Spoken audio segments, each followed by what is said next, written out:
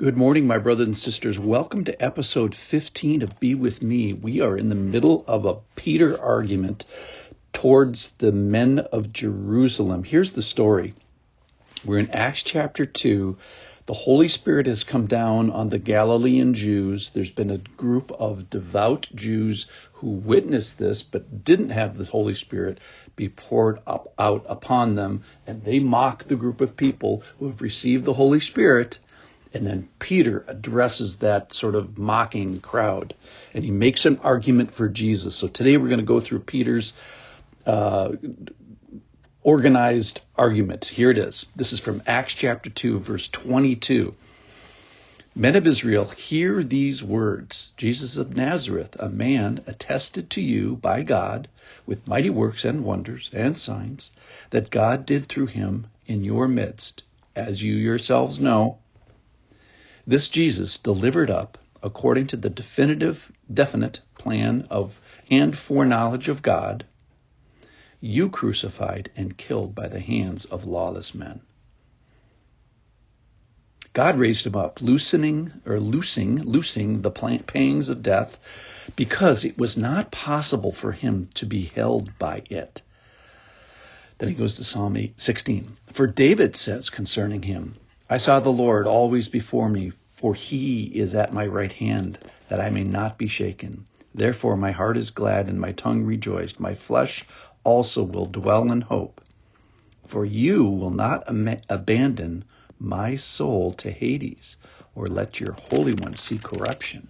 You have made known to me the paths of life. You will make me full of gladness with your presence. So follow here along an argument for Jesus. In previous days here, as we've noted, that the Holy Spirit has been poured out liberally and abundantly and with a time limitation, that is to the last days. And the last verse of that from the prophet Joel was, everyone who calls on the name of the Lord shall be saved. And what Peter is going to do is redefine who is the Lord.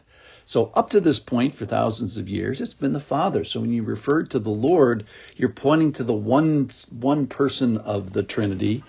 And now we've got Jesus as a member of the Godhead. That's not new. It's just new to us.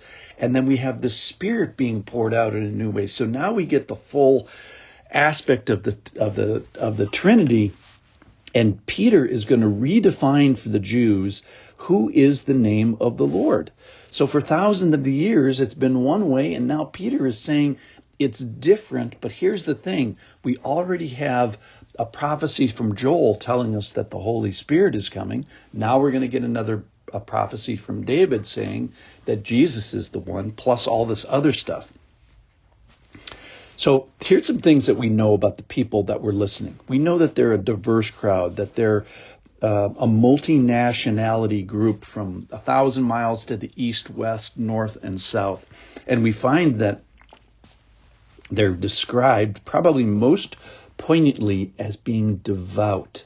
Now, what does a devout Jew do to somebody who in their mind, blasphemes against the one true Father? Well, you kill him. So in a sense, devout Jew equals murderer. So Jesus said, or Peter says, you guys delivered him up.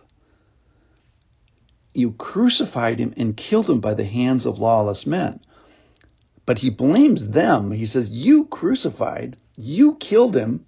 You just used other people's hands. That is the hands of the Roman, the Pilate. You kind of pushed buttons and they did the killing, but you are an accessory to murderers. So Peter is saying, I want your attention. Why? Because you guys are a bunch of murderers. And literally many of these people, or maybe all of them, were in the crowd saying to the high priests and Pilate, crucify him, crucify him. So literally blood is on their hands regarding Jesus. So in this argument, he says, first of all, I want your attention because you're a murderer. So that'll get your attention. And here's his argument. Number one, the Spirit is coming in real time and is being poured out. And you just saw it. You saw a miracle just 5 seconds ago. Number 2, this is no surprise. Jesus was attested by his works, his wonders, his signs. All those miracles said he is not a regular person. He is God, and God did this through him. So if you're a fan of God, then you have to be a fan of Jesus, because God was working as a part of Trinity through Jesus. The biggest thing, number 3, is that he loosed the pangs of death. You personally saw Jesus walking around for 40 days. God raised him up. It was impossible for him to be held by the grave, which makes it possible for all of us to have our pangs of death loosed at some point as well. And it just demonstrates what pay grade Jesus is at. And it's so far above our pay grade. So we find, and the fourth thing here, we find that, look, this is no surprise. It's no surprise that the Holy Spirit's coming. Joel said that. It's no surprise that Jesus got raised from the dead and didn't see decay, because David said so in Psalm 16.